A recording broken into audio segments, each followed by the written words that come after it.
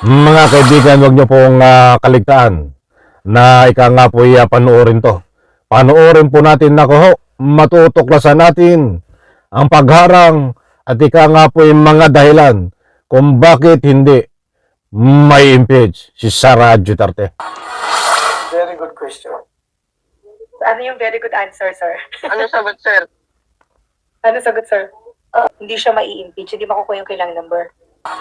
Para manatili sa pwesto itong si Sara Duterte ay harangin at hindi may impeach at ang katibayan.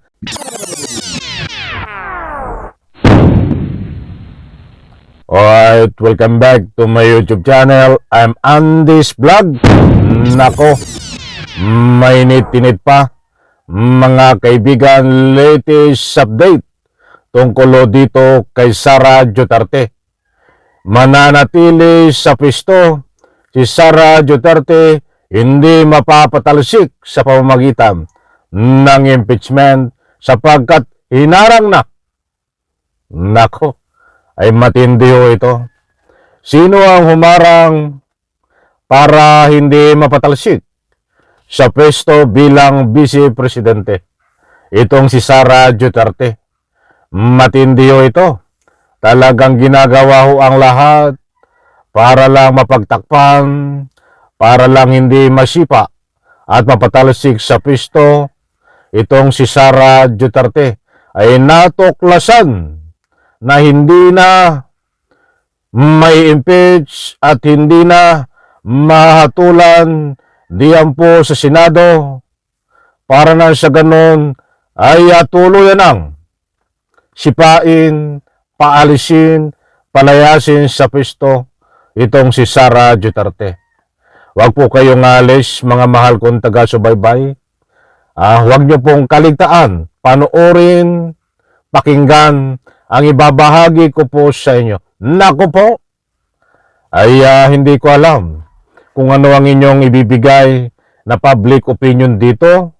Mayroon ditong magagalit, mayroon ditong mag-aalsa, mayroon dito na ika nga po hindi mapipigilan ang anuman sasabihin sapagkat naku, ang inaasahan nga ng taong bayan ay tuluyan ng ma-impeach at mawala sa pwesto itong si Sara Duterte. Subalit, dito ho, sa ibabahagi ko po sa inyo, nako ho, ay ito ang katibayan, resibo, tungkol dito na mananatili sa pwesto si Sara Duterte.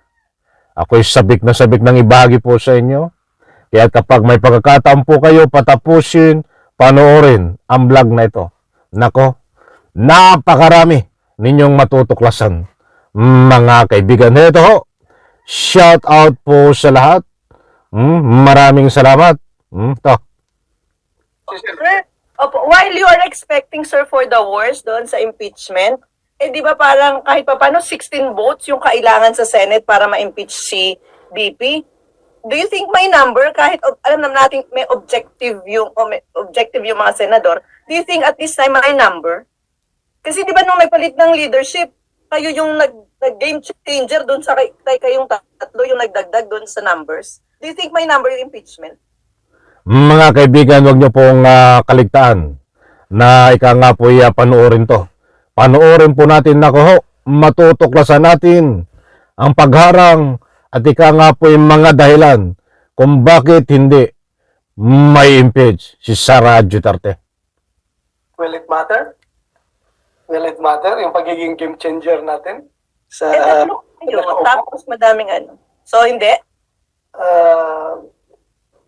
Tingnan na natin. As I've said, Cecil, no, I have to play it safe na hindi magalit sa akin yung aking mga kasamahan.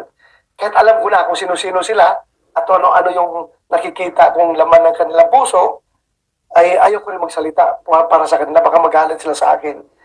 Basta ako, I am confident. I am confident that we have to prepare for the worst. I am very confident na sige lang. Kahit kayo, meron man kayong profiling ba sa 24 na senador eh. Kung sinong ganito, sinong yes, sinong no dito. Pero makiusap rin yung mga kasama namin na para hindi mawala. Nako, ay paligoy-ligoy pa ito si Bato. Ito mga kaibigan, sa susunod pa. Ito ang susunod. Mas matindi pa ang matutuklasan nyo po dito dahil dito ho ay sinisiwalat ni Bato na hindi may impeach si Sara Duterte nang gusto niyang ipunto. Napakadami ang senador na kakampi ni Bato at kakampi ni Sara Duterte. Ito, mako, matindi. Wala nang sa yung impeachment proceedings, yung trial na yan, yung trial na yan, siguro mas magandang hintayin na lang natin. Hintayin na lang natin. Okay, sir. Kasi meron ka na, alam ko, meron ka ng bilang dyan eh. Thank you. Wala, Thank you, sir. Sir, salamat. Okay na po. Go. Ito po si Ate Nympha po, Ravelo. Go ahead. Hi, sir. Yes, Good afternoon po. Sir, pasensya, hindi ko lang natanong niya. Yung pong sa, yung magiging boto, sir, dun sa budget ng OVP, sir, kasi di ba po nasa BICAM yung budget. Yung magiging decision po dun ng Congress, can we say na, ano yun, magiging indicative ng future ng impeachment? Kasi parang headcount na rin yan, sir, di ba, ng, kung ilan yung for or against the Vice President. Good question. Good question. Very good question. Ano yung very good answer, sir? Ano sagot, sir? Ano sagot, sir? Alam mo ba kung ilan yung nag-raise ng kamay doon sa loob ng lounge? Yan mga kaibigan, gustong palabasin ni Bato dito. Yung mga kakampi niya sa Senado, na ika nga po yung mga nagtaas ng kamay para dagdagan ang budget ni Sara Duterte. Ba't hindi naman din nakalusot ho, mga kaibigan, ha? At ito pa, tapusin po natin at saka ko po ibibigay ang kabuang komentaryo at paliwanag.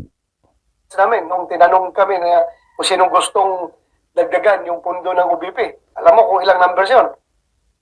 Ilan, sir? Ilan po? Oo, basta marami. Marami, hindi ko na ibigay yung number at saka kung sino-sino yun. Basta marami. More than 13, sir? Sobra pa. Sobra pa, sir, kasi it would, kailangan, sir, kasi 16 votes to impeach. Galing mo, galing mo. So, sir, ibig sabihin, 8 lang yung kailangan para hindi siya ma-impeach. So, more than 8, sir, yung gustong dagdagan yung budget ng OVP. And can we surmise from there, sir, na indicative na yan kung anong future ng impeachment? Nako, ay matinding pambubudol na naman ito. Ni Bato? Ginagamit to yung mga nangyari sa Senado ng mga nakaraang pagdagdag ng budget ni Sara Duterte na kinampihan at tumaas ang kamay kung sino ang payag ay ginagamit ho at gagamitin sa impeachment daw at pinagmamalaki ni Bato na hindi may impeach si Sara Duterte. Ang dahilan ay pipigilan ni Bato kasama ang mga senador na mga kaibigan niya at kakampi na yan ang resibo ni Bato na ang katunayan ay yun nga, tumaas ang kamay, dinamayan si Bato dahil dinagdagan ang budget diyan sa OBP noong nakaraang deliberation. Ito pa. Basta, sobra eh. Sobra, hindi lang more than 8. Sobra. Ang daming gumanon. Sobra. Basta, sana kung indicative na yun sa ako na. So, ibig sabihin, sir, sorry makulit. So, ibig sabihin, kung ibabatay dun sa boto ng mga senador o gusto ng mga senador dun sa budget ng OVP, hindi siya mai-impeach. Hindi makukuha yung kailang number. Mahirap na. Baka magalit sa akin yung naggano ng kamay. Magalit sa akin. Basta sabihin ko sa'yo, sobra. Sobra walo. More than. More than 8. So, tama, sir, no? More than, pagka 8, hindi hindi mai-impeach si VP. So, basta more than 8 po yung... Oo, at saka they need 20. Ngayon mga kaibigan, yung actual interview kay Bato na press conference, iyan po.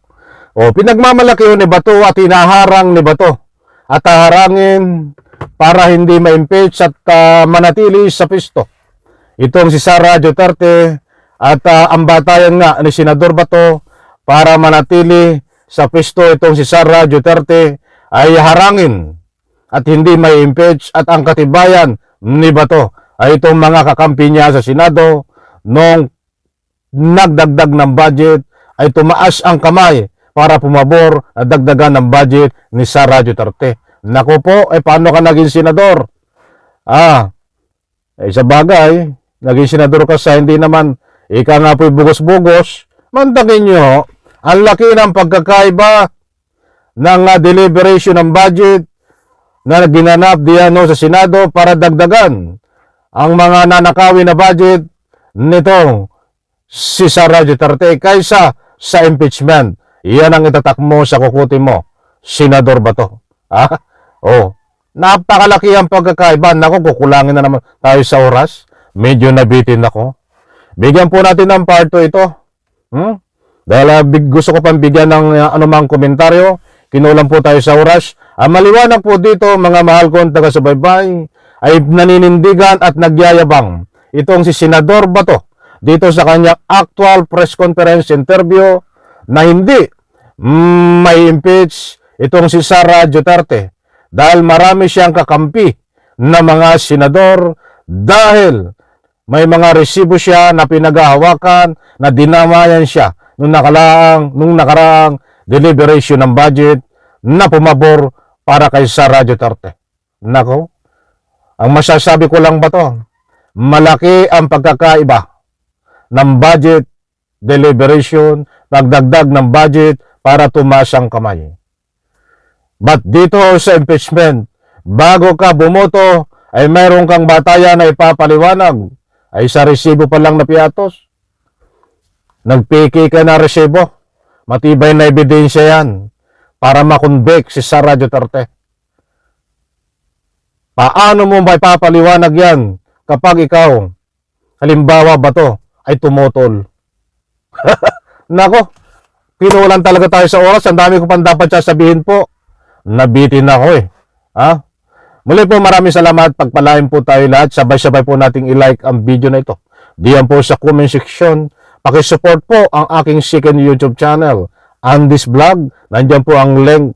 Pakiclick lang po. At syempre, itong aking main YouTube channel sa lahat ng hindi pa nakasubscribe. Please subscribe. Sabay-sabay po nating i-like ang video na ito. Bye-bye. Palakpakan.